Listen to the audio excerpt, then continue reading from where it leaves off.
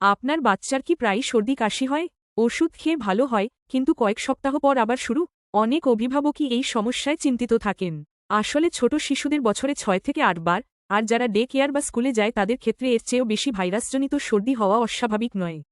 তবে এর পেছনে কিছু সাধারণ কারণ থাকতে পারে।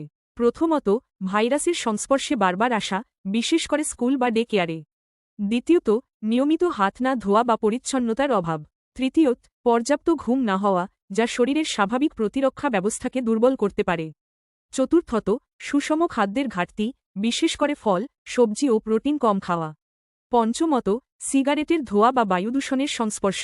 মনে রাখবেন, যদি সর্দির সঙ্গে শ্বাসকষ্ট, খুব বেশি জ্বর, বারবার নিউমোনিয়া, ওজন না বাড়া বা দীর্ঘদিন অসুস্থ থাকার মতো লক্ষণ থাকে, তাহলে অবশ্যই একজন শিশু বিশেষজ্ঞের পরামর্শ নিন। সঠিক পরিচ্ছন্নতা, পর্যাপ্ত ঘুম, সুষম খাদ্য এবং সময়মতো টিকা, এসবই শিশুকে সুস্থ রাখতে গুরুত্বপূর্ণ ভূমিকা রাখে। এরকম বিজ্ঞানসম্মত টিপস পেতে চ্যানেলটি সাবস্ক্রাইব করুন।